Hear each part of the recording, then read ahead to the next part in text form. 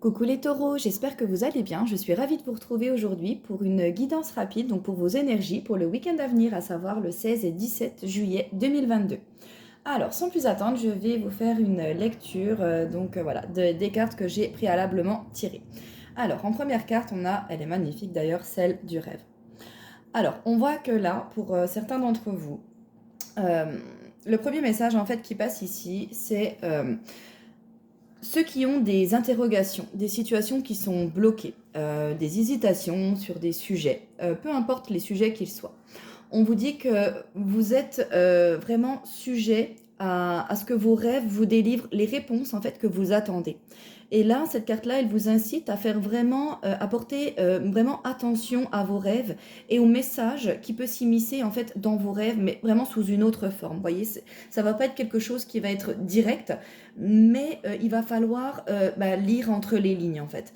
Euh, Essayez de vous souvenir de ce que vous avez rêvé, des émotions que vous avez ressenties dans une situation pendant vos rêves. Voilà, là on vous dit vraiment que vos rêves sont vraiment révélateurs pour vous de réponses qui peuvent vous aider sur votre cheminement, voilà, sur un cheminement personnel ou autre. Donc vraiment, je le répète, peu importe la situation. Dans les rêves, il y a nos défunts, pour ceux qui y croient, les personnes décédées viennent parfois dans nos rêves pour nous délivrer des messages, pour nous aider, pour pouvoir nous guider. Hein. Ils n'ont pas l'autorisation ni, voilà, de toute façon, de venir nous dire clairement les choses. Tu dois faire ci ou tu dois faire ça. N'oubliez pas qu'on a chacun de toute façon notre libre arbitre. Hein.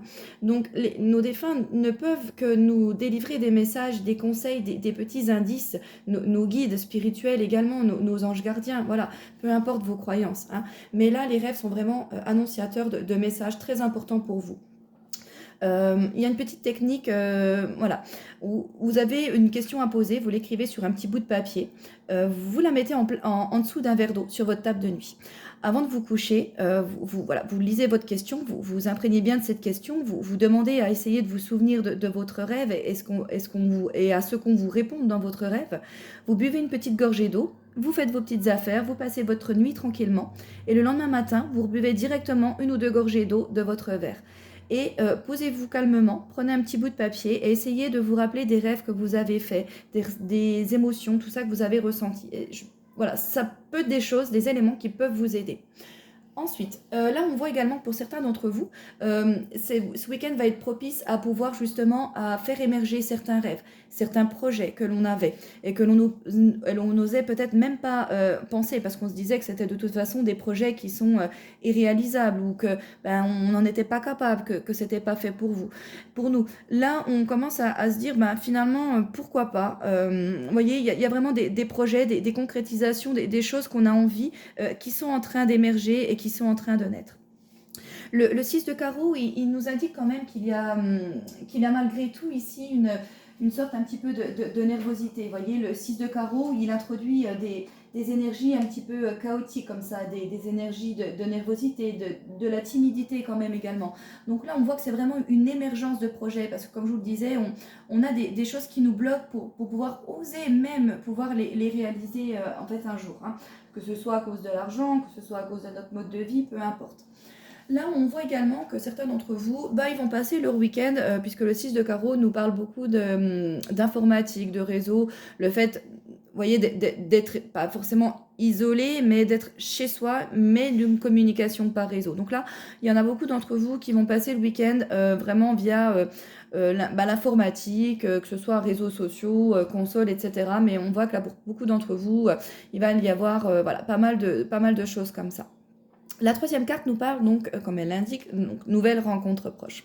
Donc il se peut également que là pour ce week-end, certains d'entre vous qui n'avaient pas spécialement, célibataires, n'avaient pas spécialement envie de se poser, vont peut-être justement pouvoir commencer à émerger l'idée, pourquoi pas finalement, une vie de couple, c'est peut-être pas si mal. Vous voyez, pouvoir commencer à se poser certaines questions qui ne se posaient pas spécialement au préalable.